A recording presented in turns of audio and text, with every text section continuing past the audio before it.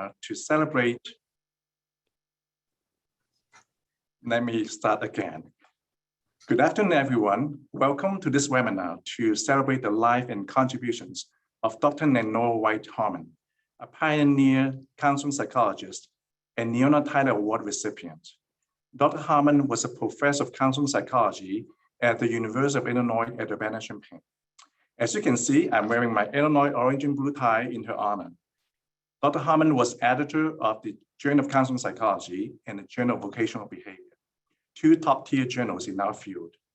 You will hear a lot about Lenore's achievements and contributions in the presentations today, as well as her personal stories. Lenore retired in 1998 and moved back to her home state of Minnesota, where she passed away on September 11th. This memorial webinar is organized by the Society for Vocational Psychology, a section of APA Division 17.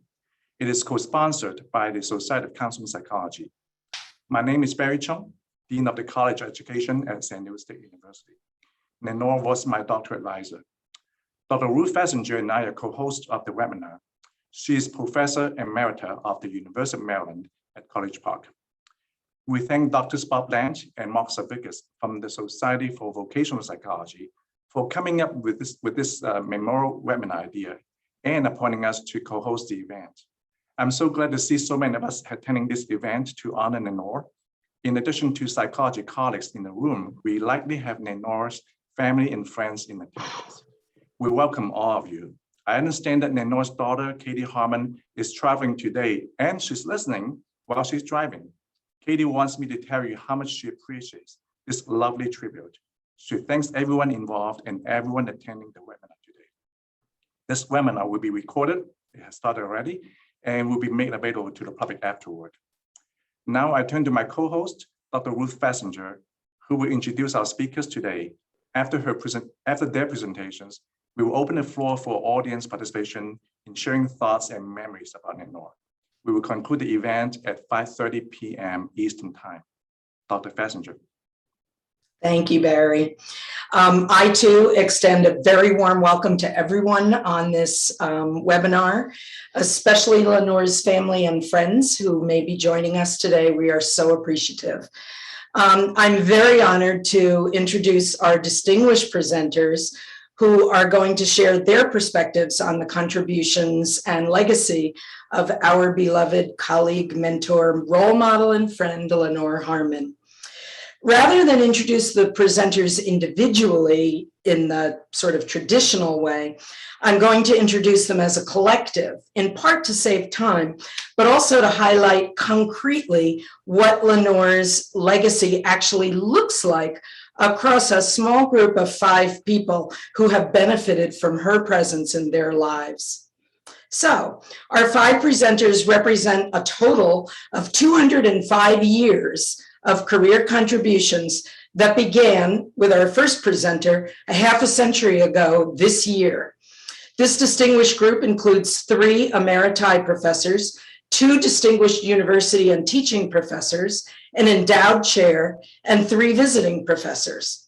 All have served in important leadership positions in their universities, including one international university, as program or department chairs, deans, and/or advisors to the provost.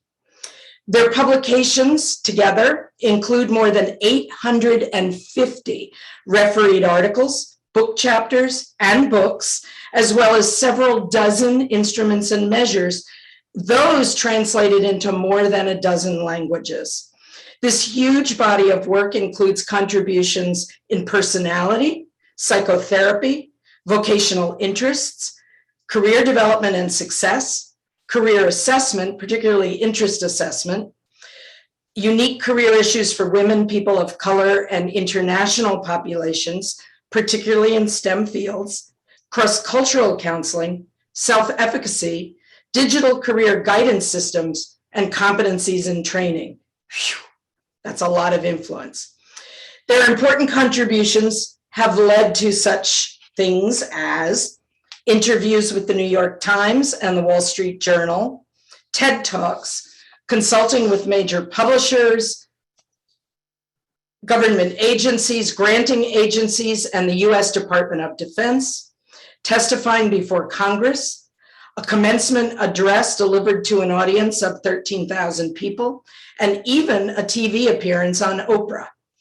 In addition, they have garnered innumerable awards, which I no way can list here, but these include 3 winners of the Leona Tyler Award, counseling psychology's greatest honor, 2 winners of APA's most prestigious awards for distinguished contributions to education and training and distinguished contributions to applications of research to practice, 1 Distinguished Alumni Award, 1 ABEP certification, which is awarded by the American Board of Professional Psychology for excellence in psychological practice.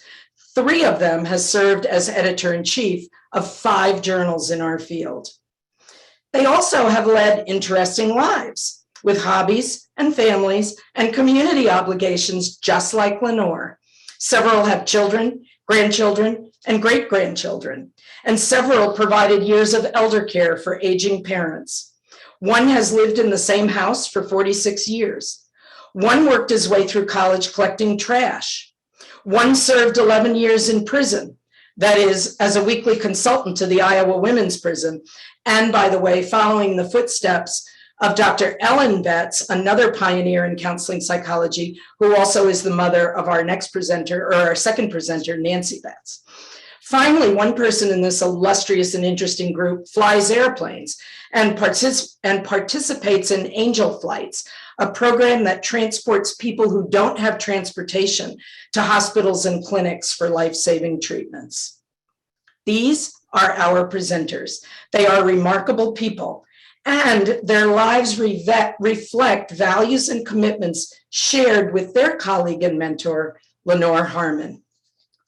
Let's begin with Dr. Fred Borgen, who really did serve 11 years in prison.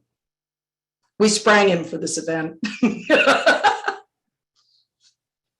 Go ahead, Fred. Well, there's always a possibility of change. So I'm ready for my slideshow, and we expect we'll be seeing that soon. If not, I'll have to do a lot of hand gestures.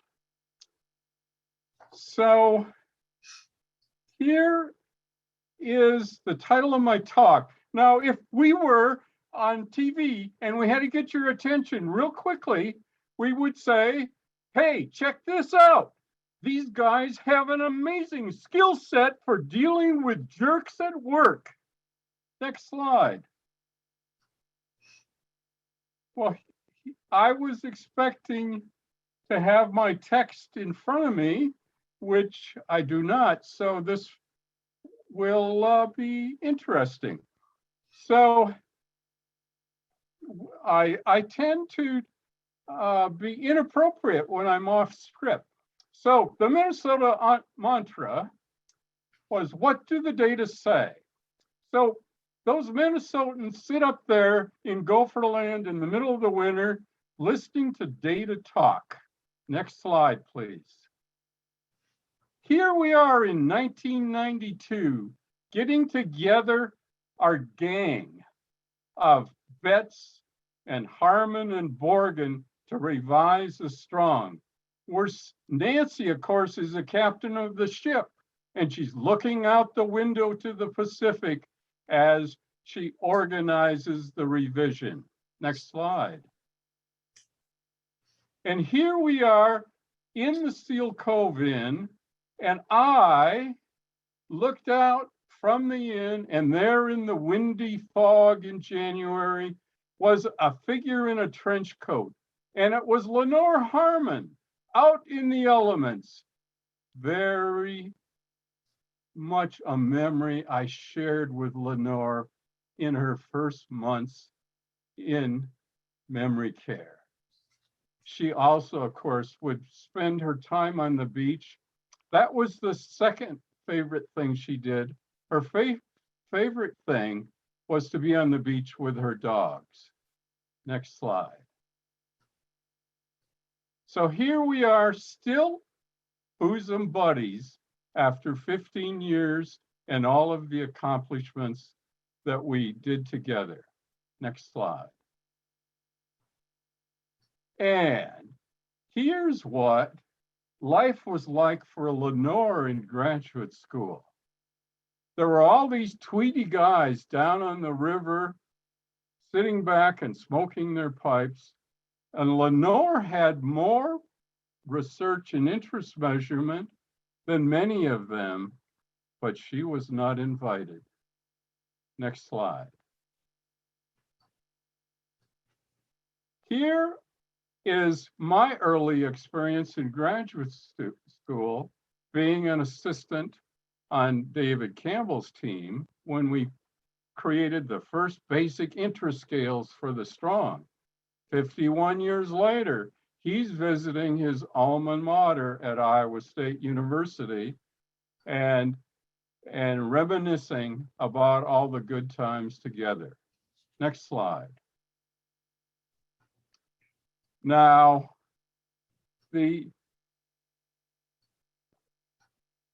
I'm taken aback because my beautiful slides don't exactly, they have a way of waning efficacy, as we say in the vaccination business. So here we see that a very big link with Joida Hansen. And there she is with one of her students already famous in 1999. Next slide. My bride was the photographer for many of the Division 17 events. And so we'd get off to the big cities. And what would we see but those famous people, Leona and Lenore? Next slide.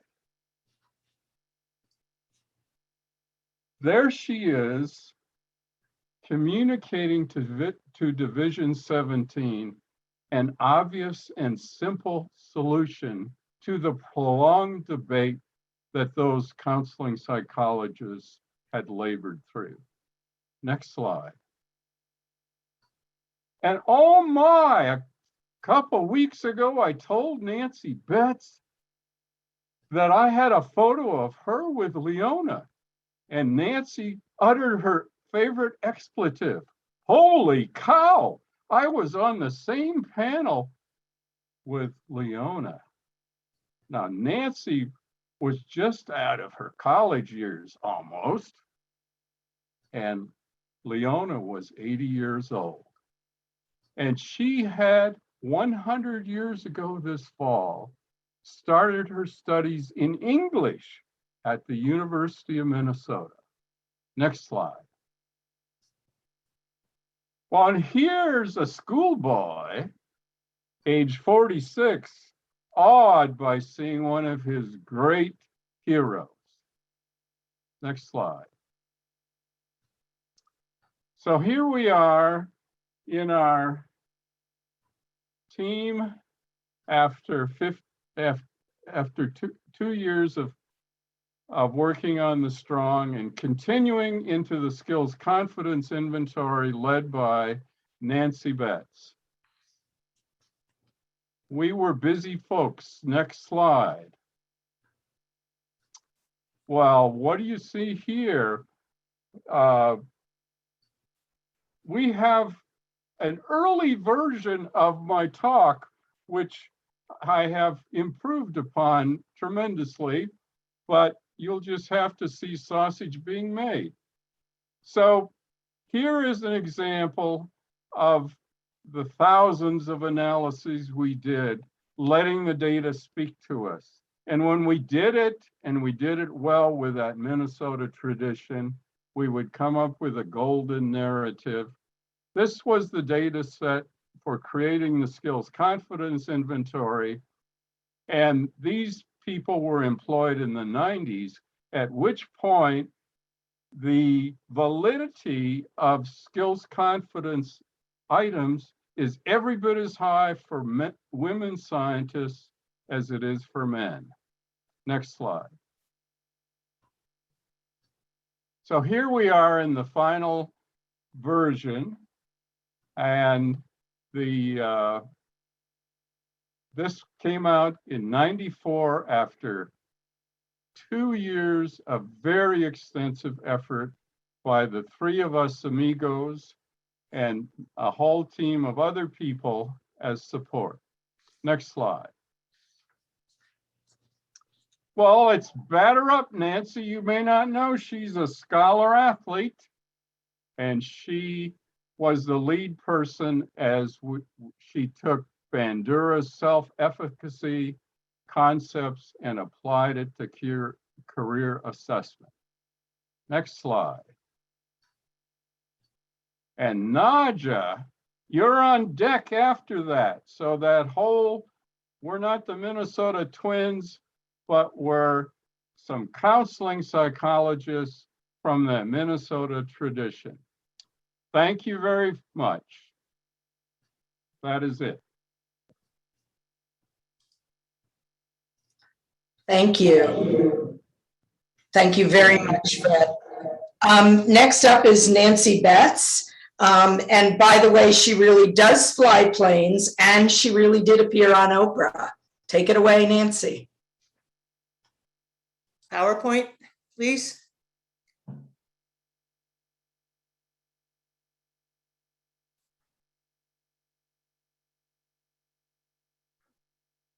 Can you make it big? There we go. So the title of my talk is Lenore Harmon, Counseling Psychology Pioneer. I was a graduate student in counseling psychology at the University of Minnesota in the early 70s. There were no women faculty in our program, and although I had a wonderful advisor in David Weiss, I missed having a woman as a role model. Fortunately, I went to my first APA convention in 1973 and went to a symposium on women's career development. The speaker who really impressed me was Lenore Harmon. I got very brave, went up to her after the talk, introduced myself, and asked some questions. She was very welcoming to me and answered my questions. After that, Lenore was always available to me for letters of support, whether that be for promotion and tenure, awards, APA fellowship, and so on, and always available if I needed help as far as decisions and strategies regarding my career. Lenore was a wonderful role model and mentor, even though we were never at the same university. Next slide. So part of my slides I can't see, but I don't know if I'm doing this right, but oh well. About that same time, Lenore, with three other women, Ellen Betts, Naomi Mera, and Dorothy Leffler, founded the first special interest section of Division 17. This was now known as the Section for the Advancement of Women, or SAW, but this was in 1973. It is now one of the most visible and active special interest sections of the division. And we have Lenore and her colleagues to thank for that. Hearing Lenore talk about women's career development at that symposium was a life-changing event for me. Lenore's first publication on women's career development was in 1967, which was a 25-year follow-up of women's career patterns. More important to me, however, was her work on barriers to women's career development. Next slide. So Lenore postulated, and Helen Farmer, I would say, who was also at the University of Illinois working at that time, proposed internal and external barriers to women's career development. Internal barriers were low self-esteem, home career conflict, and the restrictive effects of gender role orientation. External included discrimination, sexual harassment, and lack of resources such as childcare. Now, these internal and external barriers may seem quite self-evident today, but in the mid-70s, this was new. We hadn't thought about women's career development, generally speaking, and we certainly hadn't attempted to figure out why they were so underutilizing their abilities, their talents, and their interests. So these clearly were, this was a remarkable conceptual addition to our understanding of women's career development. I had been discouraged from a career in math and science on the grounds that women were not either were not suited for such careers. These discouragements were from guidance counselors and teachers, as well as others. Because of that, I gave up my interest in math and science. I became a psychologist, which ultimately was a great thing, but I was particularly struck by Lenore's concept of the barriers and realized that what I wanted to do with my career was study internal barriers to women's career pursuits in STEM fields. Next slide. So that's what I did, was focus on the cognitive or self-concept barriers to women's career choices. My first work was on math anxiety, which we know is a huge barrier to women's pursuit of math and science careers. But fortuitously, I ran into someone named Gail Hackett, also on the Ohio State campus, and together we formulated a self-efficacy approach to women's career development. Self-efficacy expectations were theorized by Albert Bandura. They refer to our beliefs in our ability to successfully engage in a behavior or behaviors in a specific domain. They're critical because they influence what we choose, how we perform, and what we persist in when barriers confront us. Next slide, please. So, as an example, low mathematics self-efficacy is postulated to lead to avoidance of math-related careers. Next slide.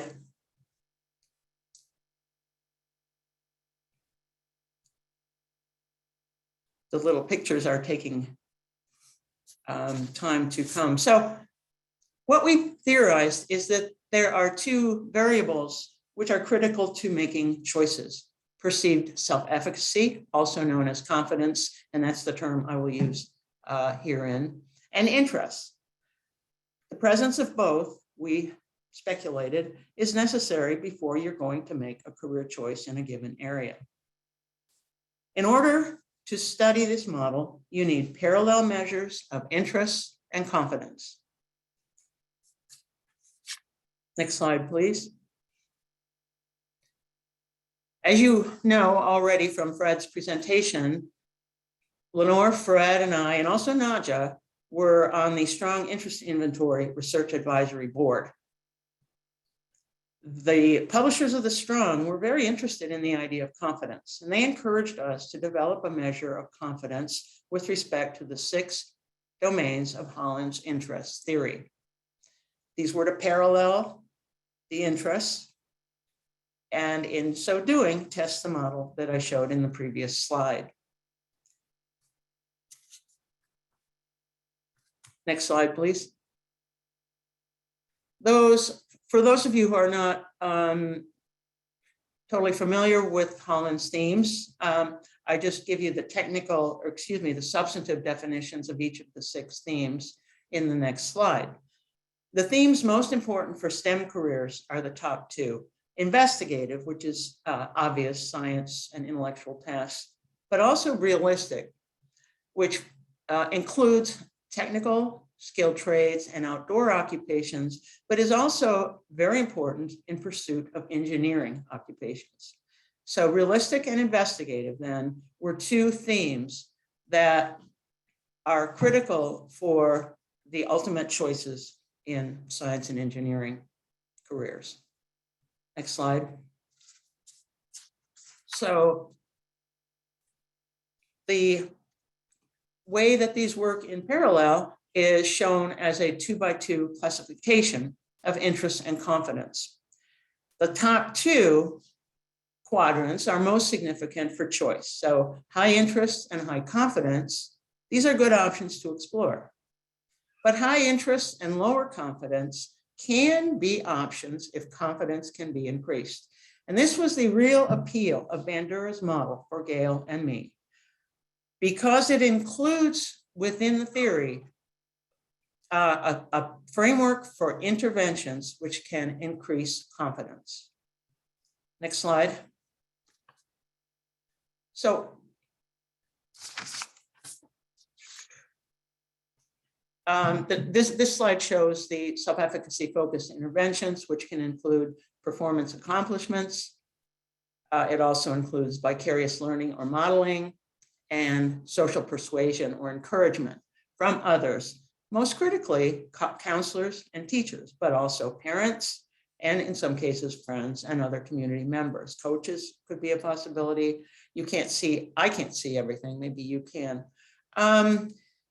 So here's modeling, and there comes encouragement from others. So this is really important because if we can intervene in that upper right-hand quadrant, in this case, realistic, we may be able to open up options to a person which were not previously being considered. The next slide shows a case study of exactly this. This was Karen. She was one of our early cases. Karen has high interest and high confidence in investigative, shown in the upper left quadrant. These are good possibilities for exploration. But the right-hand quadrant, high top quadrant, shows high interest and lower confidence in realistic, which, if confidence can be increased, can add a wide range of occupations to Karen's occupational considerations. And in fact, she did end up pursuing a career in engineering. Next slide, please. Okay, the skills confidence inventory was so well received that we were encouraged to develop a measure of confidence with respect to the basic interest scales of the strong interest inventory, which Fred showed very, very nicely in his previous talk. This work was done with Patrick Rottinghouse of the University of Missouri, as well as Fred, Lenore, and I. You see a few interesting things here. The upper left-hand column shows 4 basic confidence scales that are particularly relevant to science and to STEM careers. So these, again, paired with basic interests in those areas, would greatly enhance options. On the right-hand side, however, are some, in bold, some new emphases of the occupational world. And again, we have measures of confidence now with respect to these: cultural sensitivity, and toward the bottom, teamwork and project management. Next slide. So our work, as well as that of a number of other major vocational researchers, was featured in a 1997 conference at Lehigh University. You can see quite a cast of characters here. Many of you hopefully will recognize yourselves, but most critically, we see Lenore in the middle row toward the left-hand side, and John Holland smack in the middle behind Fred. Lenore and Fred were, without any, inarguably the leaders in our field. And it was thrilling for all of us to be in a conference with Fred, or with Lenore and John Holland. My last slide shows what I think is one current major direction of Lenore Harmon's legacy, and that is IdeaSpace Kansas City, a project being directed by Pat Rottinghouse at Missouri. This is a large-scale project to enhance the STEM-related career development of K-12 girls and students of color in Metro Kansas City. Our inventories are being used to evaluate the success of the IdeaSpace project. With that, I'd like to thank Lenore Harmon for incredible leadership in our field. Thank you.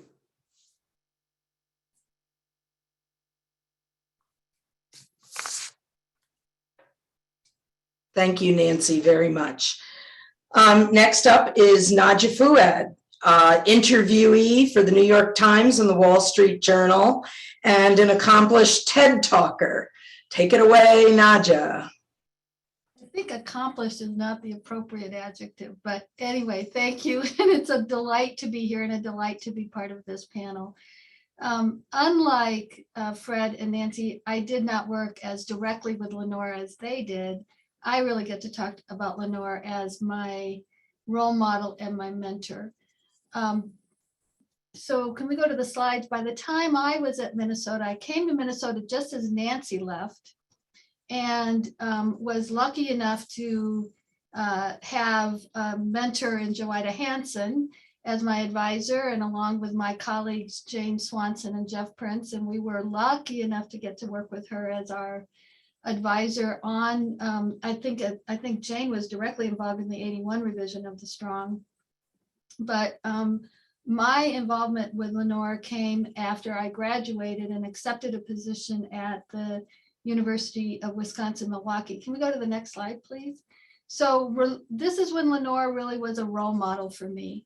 I screwed up my courage. You can hear, for the students in the audience, you can hear this, a lot of us screwed up our courage to go talk to somebody we had really a lot of awe about.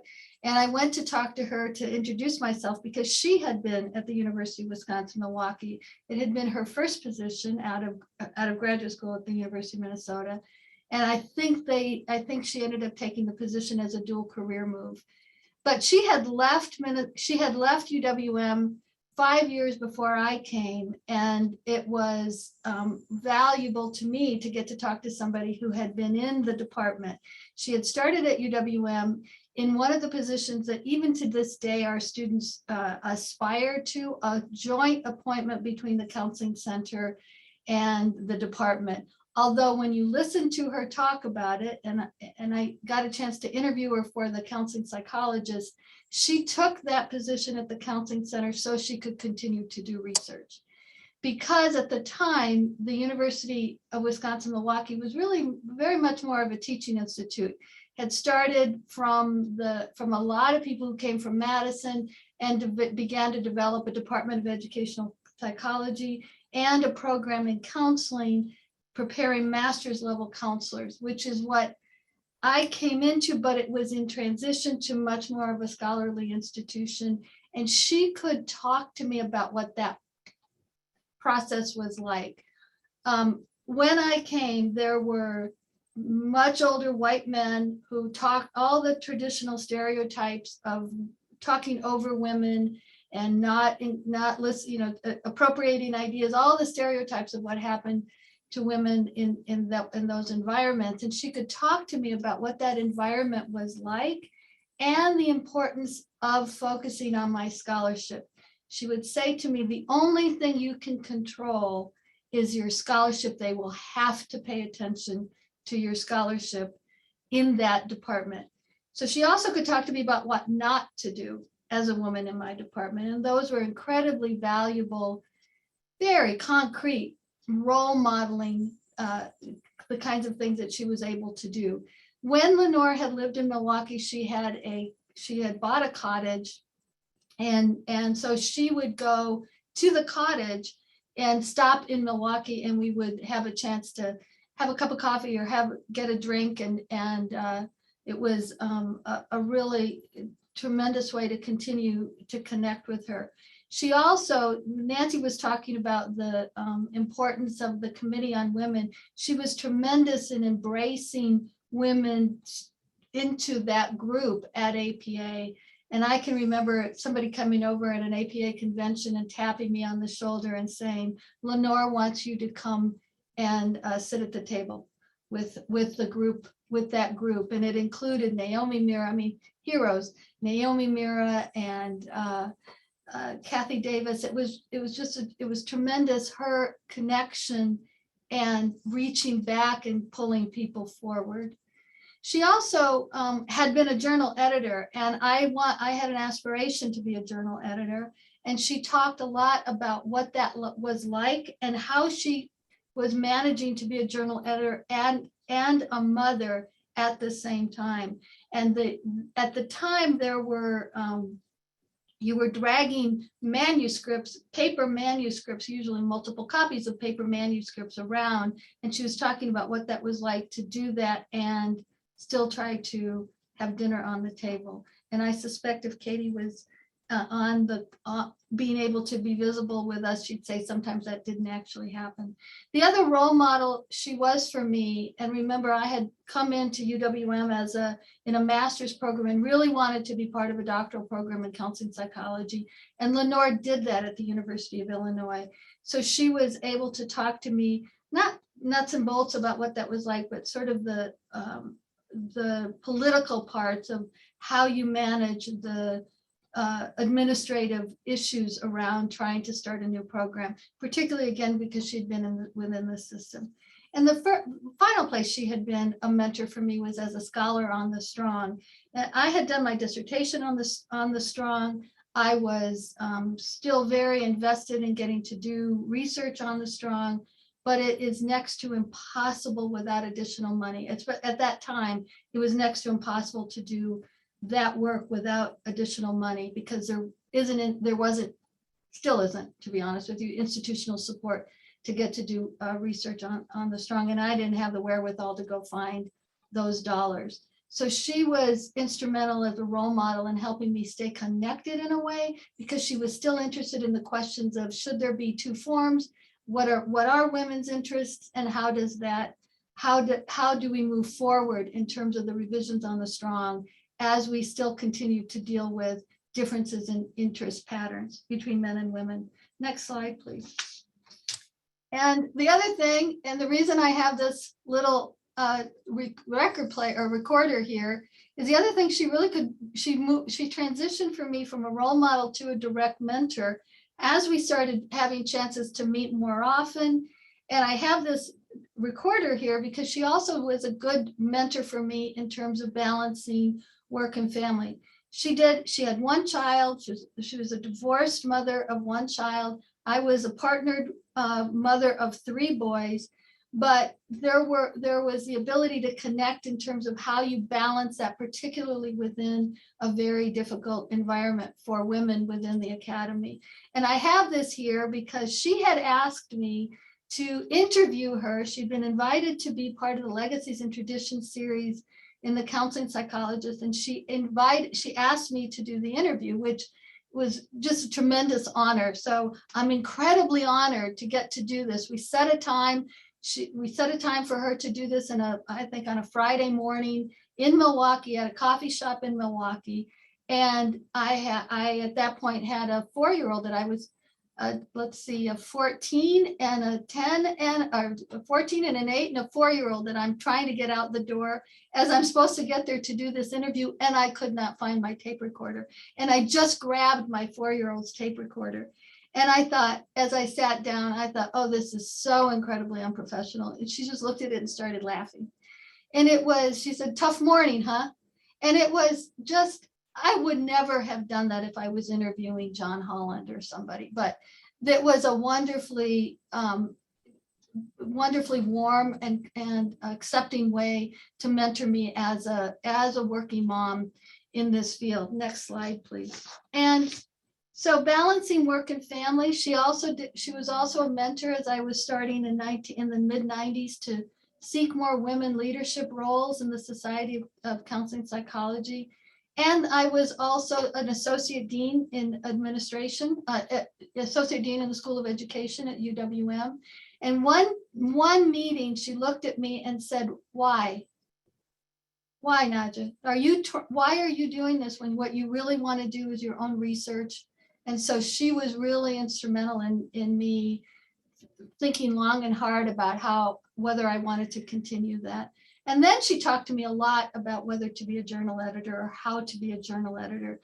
And I was at that point the associate editor of Journal of Vocational Behavior, and went to become the editor of the Counseling Psychologist in the mid 2000s, and then the JVB editor now, which in 2016, which I am continuing to do now. But she was not only encouraging, but at the point that I was starting to be a journal editor, she had become a senior editorial consultant to APA. So she also was able to give material help in terms of how to handle some of the difficult ethical issues that come with being a journal editor.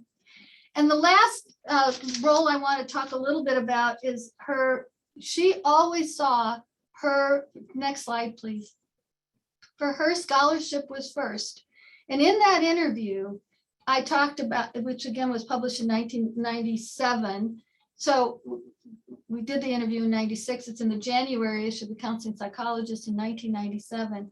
She talked about the Johansson and Harmon men's and women's forms of this, what at that point was the SVAB.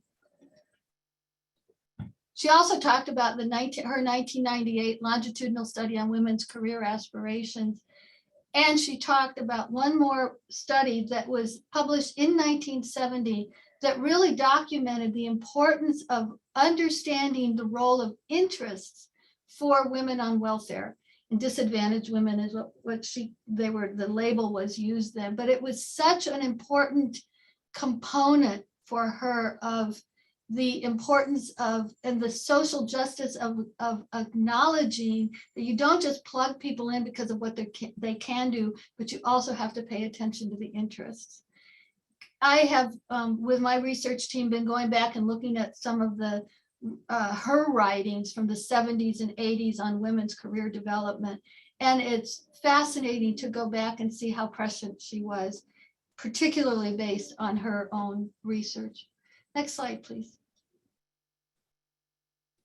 This is the list of citations that she chose for me to highlight in 1997. Next slide, please.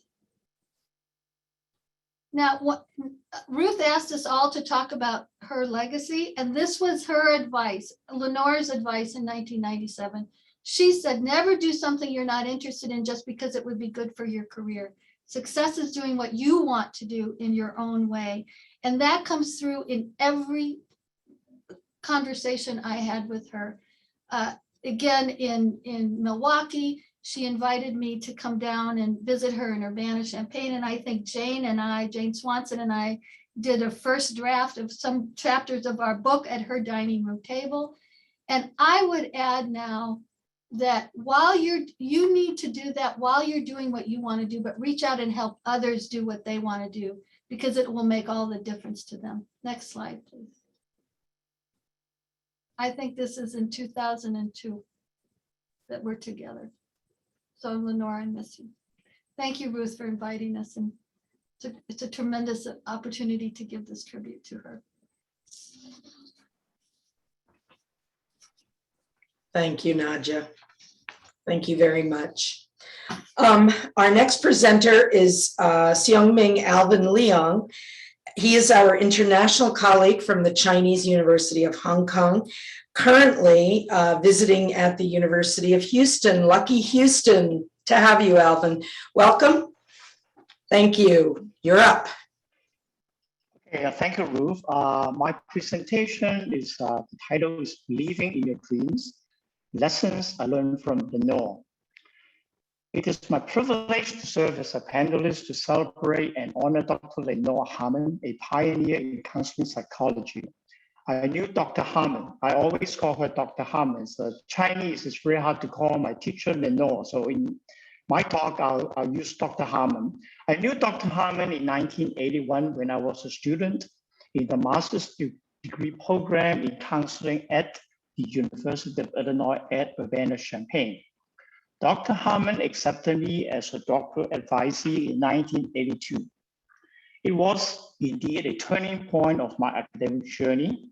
Without the opportunity, I would not be able to pursue an academic career and to do all the exciting things thereafter. However, looking back, it was not just the opportunity to study in a doctoral program. It was the opportunity to learn from a very unique scholar and a wonderful teacher. It was the opportunity to learn the valuable lessons from Dr. Harmon, lessons that I could use in the rest of my professional life. The life of Dr. Harmon exemplified respect and support for cultural and life values difference and diversities. I learned my academic lessons in the classrooms and in Dr. Harmon's office. Yet it was the respect and support from Dr. Harmon that has transformed my personal and professional life. I was not a typical graduate student. As an international student, I was struggling with language and cultural adaptation issues, and I had plenty of self-doubt. Yet there was never a sense of concern from the eyes of Dr. Harmon on my abilities and potentials. She never saw my differences as problems, but rather as strengths to develop. She respects me for who I am. Dr. Harmon treated all her students the same way, with great respect and support inside and outside of the classrooms. The respect came naturally from her and from her wonderful smiles. It was transforming and empowering, and created relationships that lasted beyond the campus study periods. For many years, Dr. Harmon would send a Christmas letter to her former students where she updated the latest from everybody. In the past 25 years, I was in Hong Kong, and her Christmas letter still arrived in my mailbox. These letters were fresh reminders of how we were valued and respected, and how Dr. Harmon could draw out the positives from all her students. It is a lesson that I am still trying to put into practice every day in my life in the past 30 plus years, to value and respect my students and colleagues who are different from me, and to see the many positives that they could bring to the world and to one another. If I had not studied under Dr. Harmon, I may not have pursued career development research. I had the privilege of serving as Dr. Harmon's research assistant for 2 years when I was her doctoral student. The process had allowed me to learn the multiple tasks that she was doing simultaneously as teacher, editor, researcher, parent, and she still finds time to do skating every week.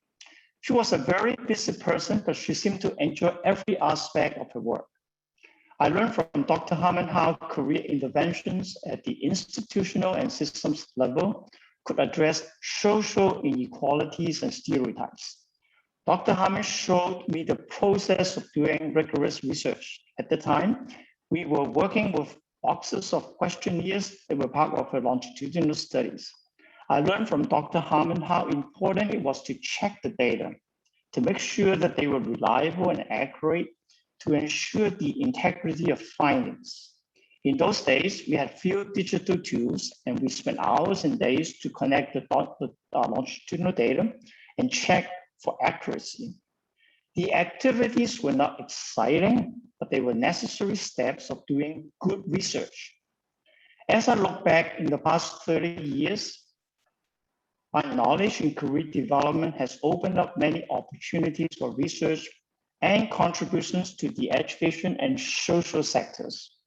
The lessons I learned from Dr. Harmon on how to do good research has enabled me to enjoy research and writing, to strengthen the impact of research and scholarships in organizations that I are associated with.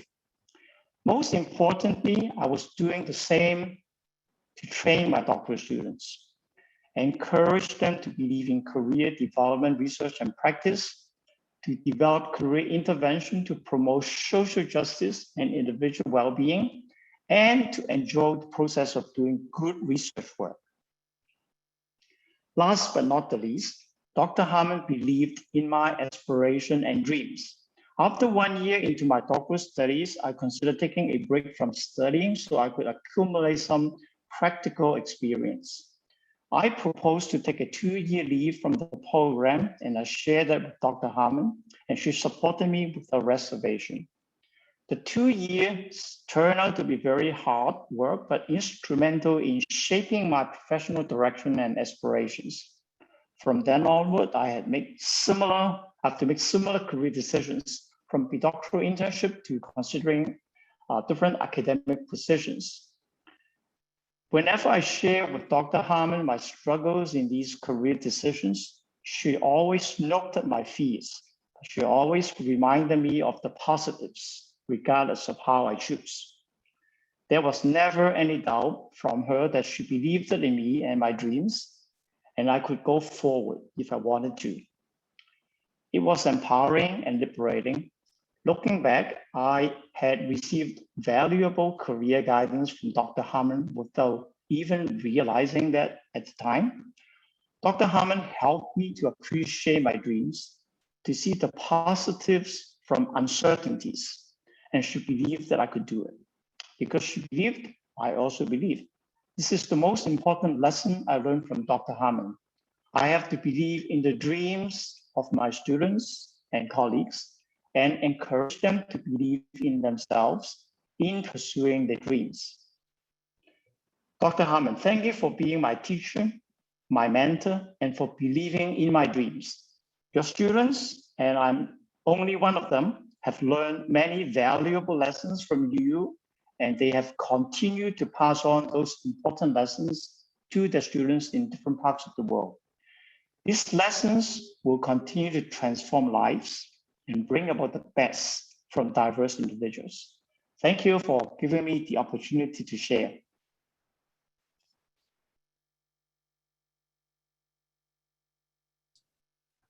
Thank you, Alvin. We very much appreciate that.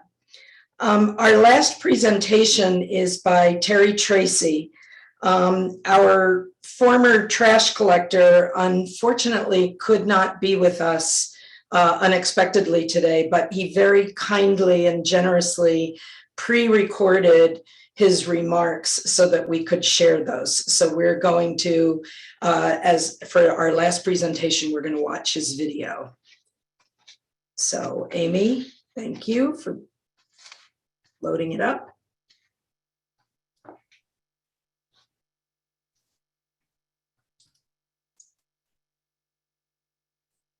Hi, I'm Terry Tracy, and I'm here to kind of talk about Lenore as a colleague.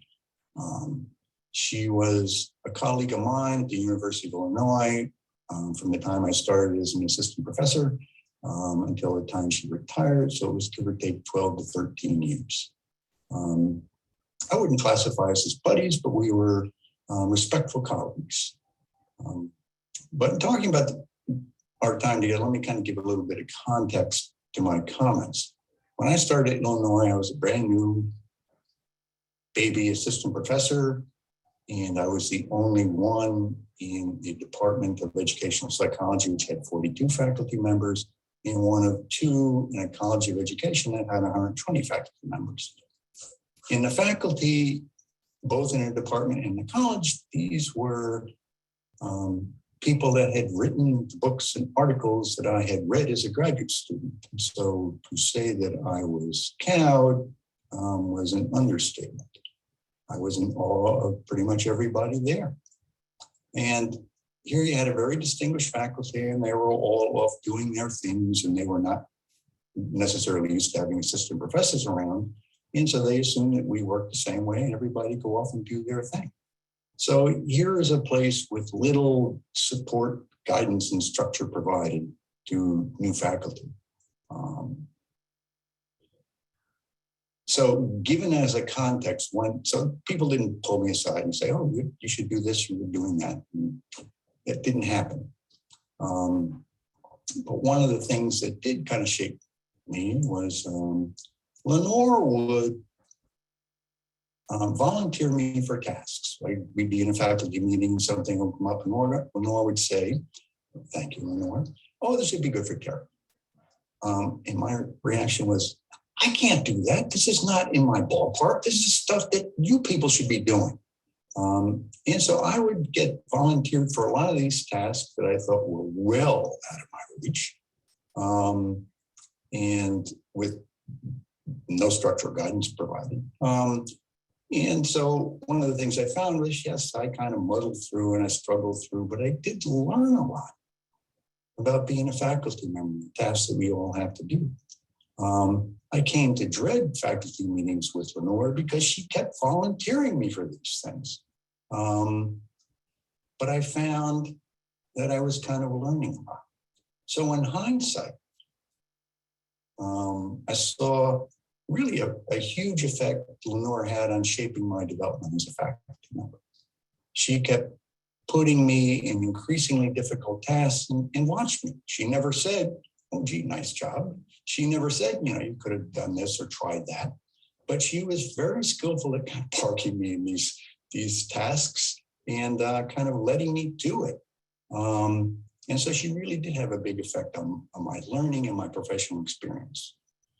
We had a very collegial relationship. And, we talk about professional things. But sometimes you could get her to talk about her personal life, and the thing that she would talk about, you could get her to talk about, was her hobby of ice dancing.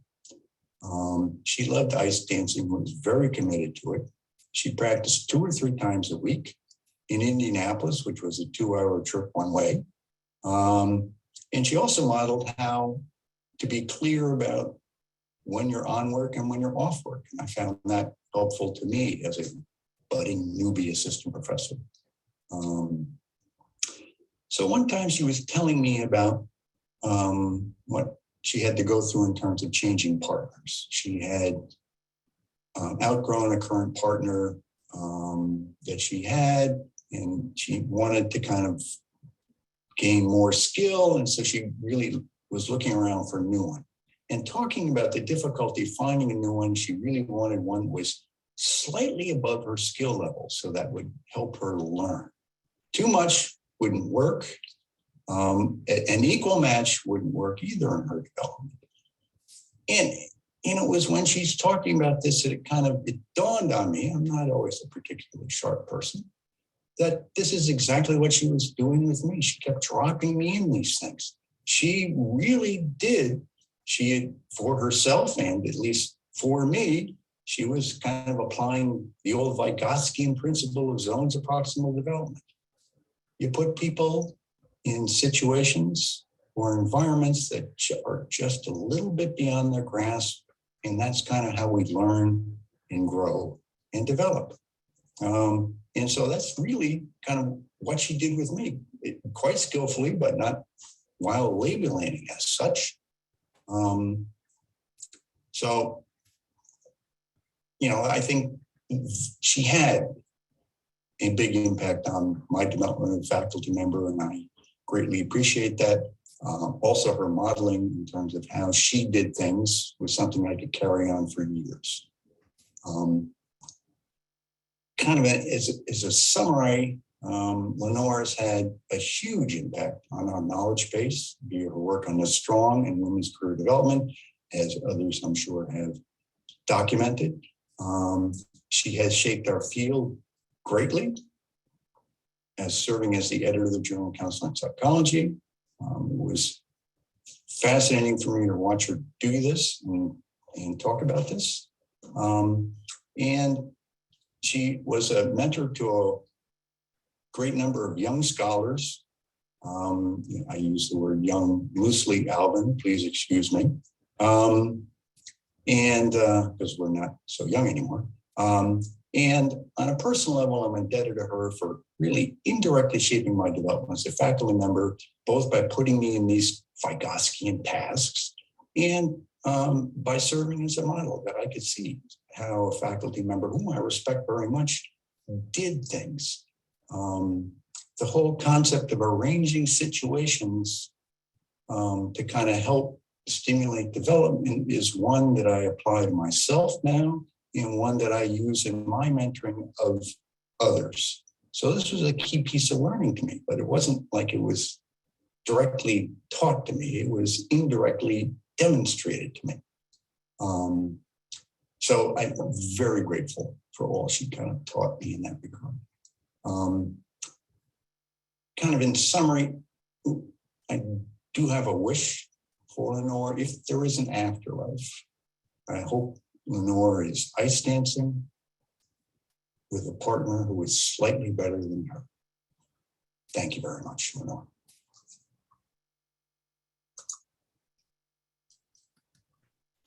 Thank you very much to Terry. It was good that he could join us through his video, at least.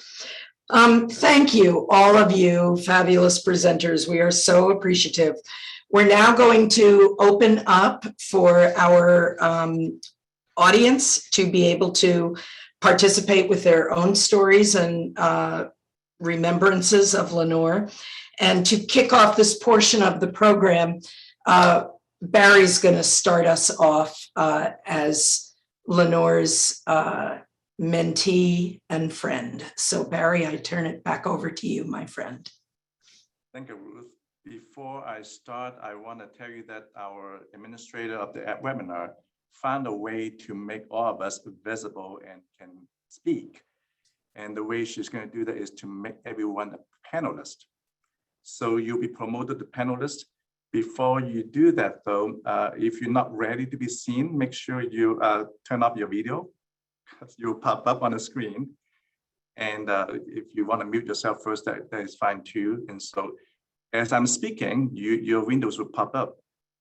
So I'll ask Asmita to do the work. We've seen people popping up already.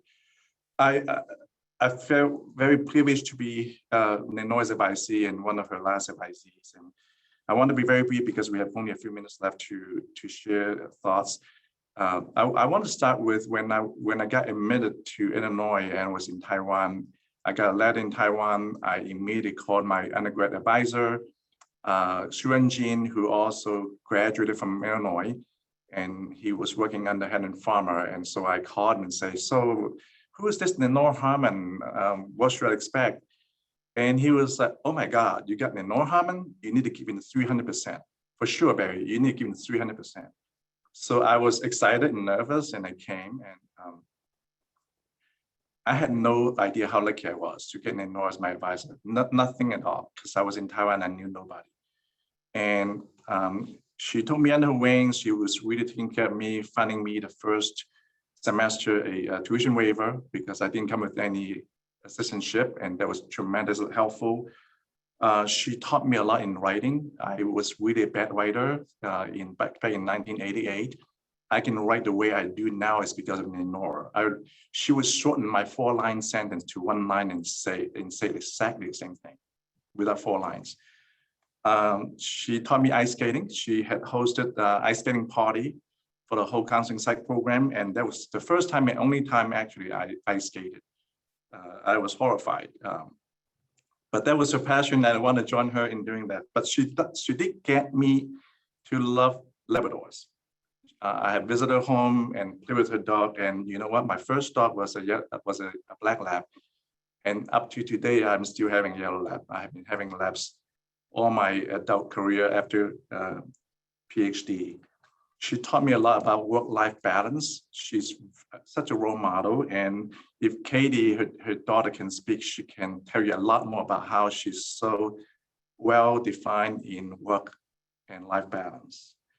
Elvin, I miss her credit card, Christmas cards. I got a hard copy every year, and I love getting updates until a certain year that I stopped receiving, and I really miss those letters. One last thing I want to say is that she was the first heterosexual person that came out to, and that was very significant. She made it safe for me to come out to someone. Thank you.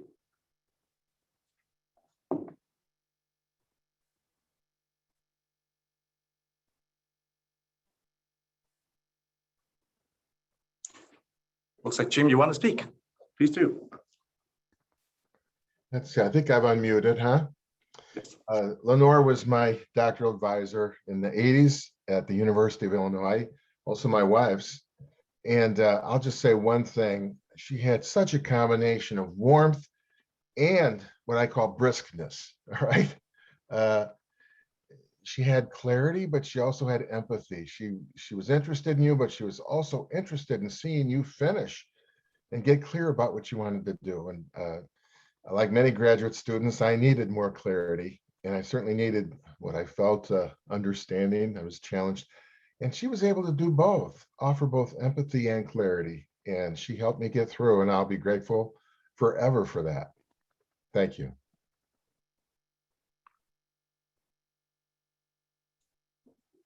David? Yes, first of all, thank you all for putting this together. Very moving presentations. And I'm very saddened to learn of Lenore's passing. She made a big difference in my life in kind of small ways. Our research interests did not overlap that much, but there was a paragraph or two that she and Helen Farmer wrote in the first handbook of vocational psychology in 1983 that put it in my mind to follow up on this point of exploring the work lives of people without as much choice and volition. Of course, Mary Sue Richardson, 10 years later, wrote a magnum opus on the very same issue, but Lenore and Helen's chapter was had a very powerful impact on me. Another story I'll share, this has not happened, I only did this once in my career, which is when she was editor of Journal of Counseling Psychology. There was an article I submitted, had 2 relatively good reviews, and it got rejected.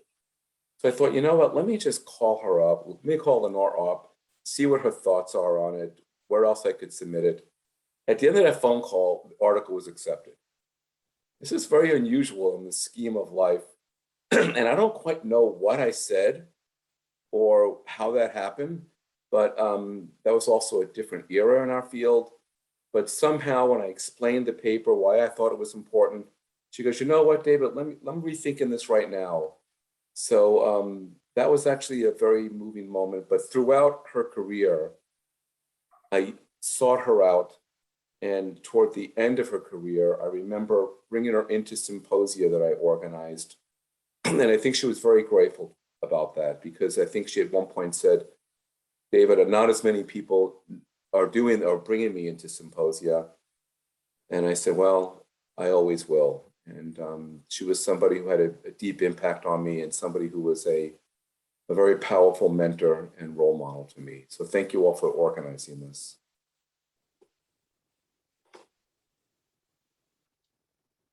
Mary Sue, you're muted. I would also just like to say thank you for organizing this, and I just wanted to say, and I see Clara Hill here from the Division 17 Committee on Women. You have no idea how important that was back in 1978.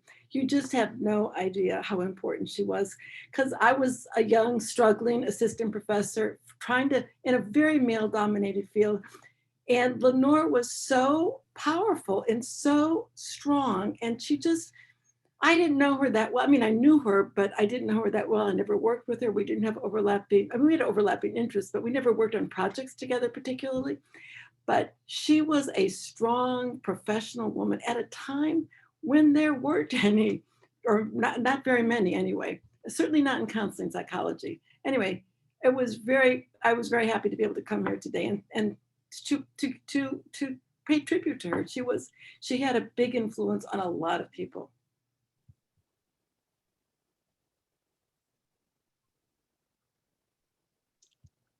Who would like to be next?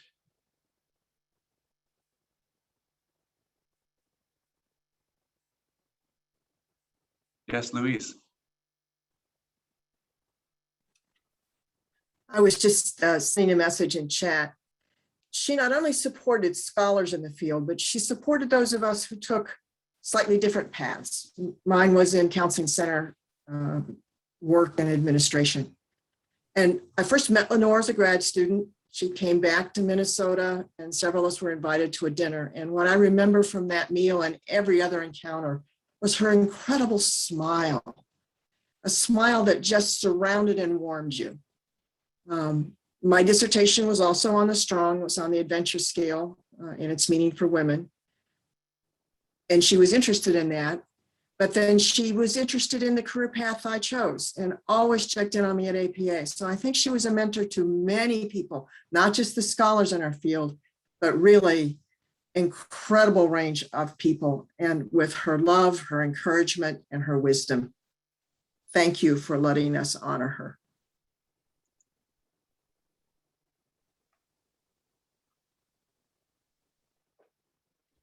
Madonna, you're muted. Okay. Yes, you're good. Yeah, okay. As Jim said earlier, Lenore helped both of us finish our PhD. She was our advisor. And I had taken a couple classes with her. She served on my master's committee as well. And she was just an incredible supportive person throughout the whole process. But what was really nice is, again, getting those newsletters after we graduated and left town. But we were blessed, the last several years, our son lives in St. Paul, and we go up to visit him, and we were able to visit with Lenore. And that her personality, so welcoming, so hospitable. And, you know, the relationship that she had as mentor remained. So we were very blessed to know her. Thank you. Amy? Hi, everyone. I didn't have the privilege to know Lenore, so I want to make more of a process comment. Sorry, can't help it. But I've been actively involved throughout my career. Some of you have as well in the American College Personnel Association. And they have an event every year at their convention called Annuit Coeptis. And it's based on the passing of some giants in the field of student affairs. And one of the aspects, besides picking junior and senior sort of junior career and senior career people, is they have a brief reception every year where they get to sort of speak into existence the people of the profession who have passed and who had a profound impact on them. And so you're sitting in this room with don't know, sharing the impact of the giants in our field, and even people who weren't giants to a huge amount of people, but were giants to them. And as people are talking, I'm just very moved by this expression and feel like that there should be a place in our gathering. And maybe we'll do something like that for the Liberation Lounge when we are maybe in person or hybrid at best, at least for Minnesota. And I think it would be a powerful thing to sort of borrow from ACPA so that other people can share not only the impact of Lenore, but other people and pass on some generativity for people who are new in the field to learn about the ways in which we were impacted. So that's just what's going through my mind, is everybody are sharing such moving stories, both at the personal and professional level. So thank you for that insight, and something we'll take back to think about for the convention. Thank you, Amy. Bob, did you want to say something? I noticed you unmuted. Sure, thanks, Barry. I want to thank you and Ruth for putting this program together, and of course all of the presenters too. It's wonderful. I unfortunately didn't get to know Lenore well at a personal level, but I always appreciated her from afar. My one memorable personal contact with her was kind of like David Bluestein's, was when she was an editor of JCP, and rejected one of my papers when I was just a wee assistant professor. Lenore was just incredibly kind and gracious as an editor. I remember sending her, probably against my better judgment, a letter asking for more feedback. Unlike David, I wasn't able to convince Lenore to publish the paper anyhow. Nice job there, David. I don't have that level of charm, but at any rate, I don't know what I expected, but I was amazed at how encouraging and supportive and specific in her feedback Lenore was. She really believed in making the review process as journal editor an educational experience. And that's something a lesson that I really took very at heart, and tried to do the same thing as an associate editor. It turned out to be the very best rejection I ever received. And for that, I'll be eternally grateful. And I want to thank you again, Bob, for and also Mark Zavigas for commissioning this webinar. And Mark, if you want to say something, you're welcome to too.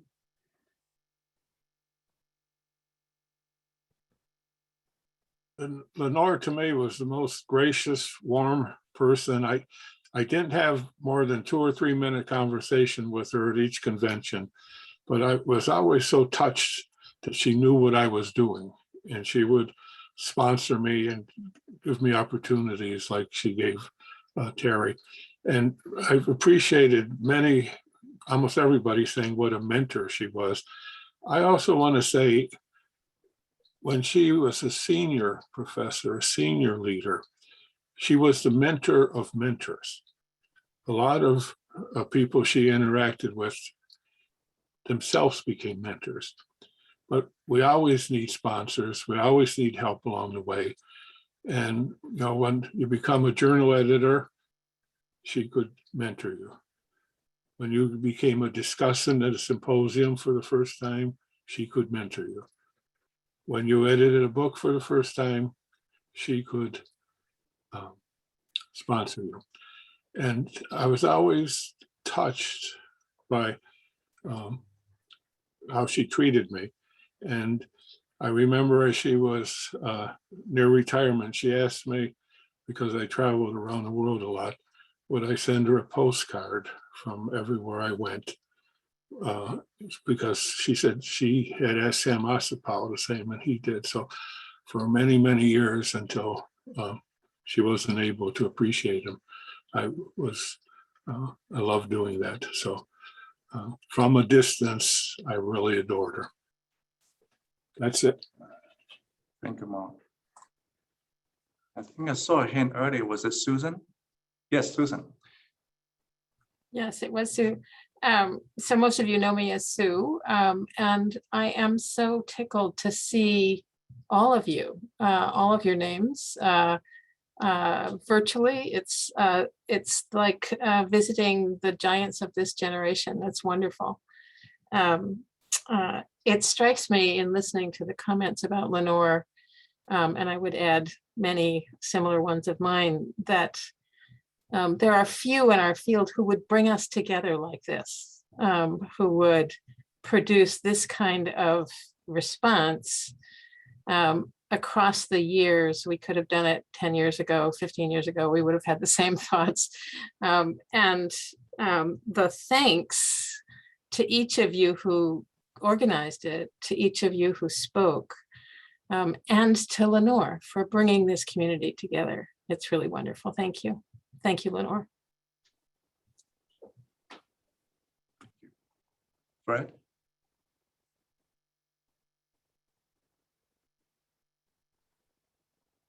Well, I'm probably the tribal elder of this group. And I am sitting here with my bride of 62 years with 3 great grandchildren. And I remember most of you when you weren't tenured, and now you're giants.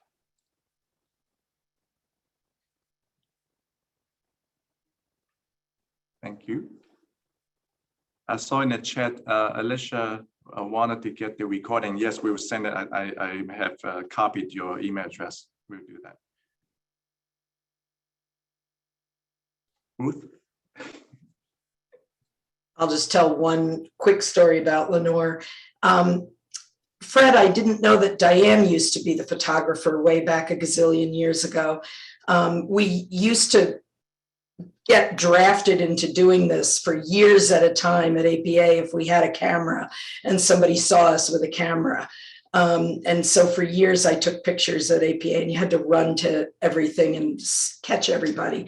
And one year I screwed up. I don't know what I did, but my camera did not work. And it was Lenore's big year. It might have been her Leona Tyler address. I don't remember exactly what it was, but it was a big, big, big deal. And I completely screwed it up, and I did not get a single picture of her, and I was humiliated. I was so afraid to tell her. It was just so embarrassing. And I told her, and she said, Ruth, don't worry. There are lots of pictures of me at Podia. We'll just pick another one and they'll never know the difference. And I thought that was such a gracious and affirming response when she knew I was terrified to tell her. But that was her. That's how she was, always gracious.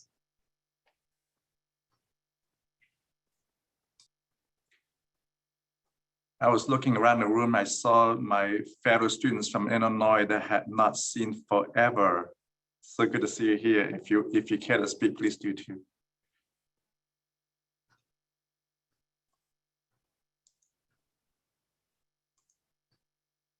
I just want to echo something that I heard some other people say.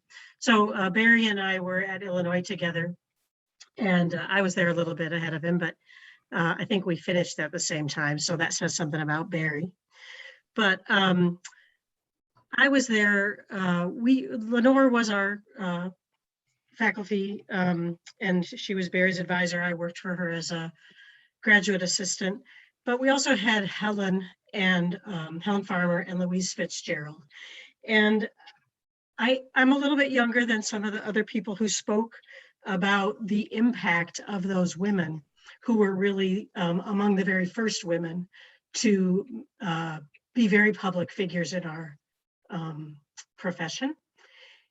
And being a little bit younger, I was an adolescent in the 70s when the second wave of feminism and all the press about doing something important with your career and everything was happening. So I felt like I came with a lot of support and assets behind me to that experience. But the power of having women as professors was, unmatchable. And the power of having Lenore and other women. And I think that's been my own experience in the academy as well, that it made a huge difference that I was not the only woman on faculty in the counseling psychology program. When I joined Western Michigan University, there were 2 of us. And for a minute there were 4, and now we're back to 3. But we have been around half. And that makes a difference to our students, and that Lenore's way of mentoring has had a big impact on my way of mentoring my own students as well. So I'm grateful for that opportunity to connect with those memories and to hear the impact she had on other people. And as Barry said, to see some old friends. So thank you. Thank you, Mary. We do have a sharp ending time at 5:30 Eastern Time. Before we end, though, I wonder if anyone from the Society for Vocational Psychology can tell us how to join the Society for Vocational Psychology. I think Lenore's legacy speaks to the importance of vocational psychology. Anyone?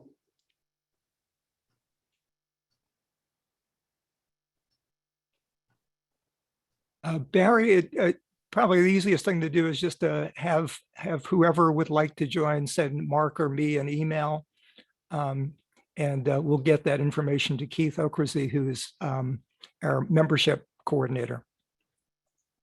And I want to remind people that at the very first conference of the Society for Vocational Psychology on Convergence and Career Theories, there are 2 most distinguished discussants of what transpired were Sam Ossipow and Lenore Harmon. And she was always very gracious in helping SVP, and I like seeing that picture from the Lehigh conference. So she was always supportive of SVP. Thank you. I also put in my own email address in the chat.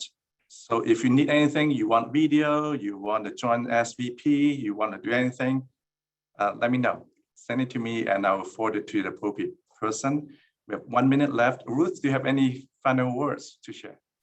Just that this was recorded, as you probably noticed, and it will be available. So if you know folks who couldn't be here, feel free to share this once it gets posted on the website, which I don't know when that will be, but in the near future. And thank you for coming and helping us honor Lenore. It means so much to us. Absolutely. Well, have a good evening, good afternoon. Thank you, everyone. Katie, I know you're here hearing us. It would be nice to have you speak, but I know you're driving. Katie Harmon, I'm talking about. All right, thank you. Take care, everyone. Go channel Lenore.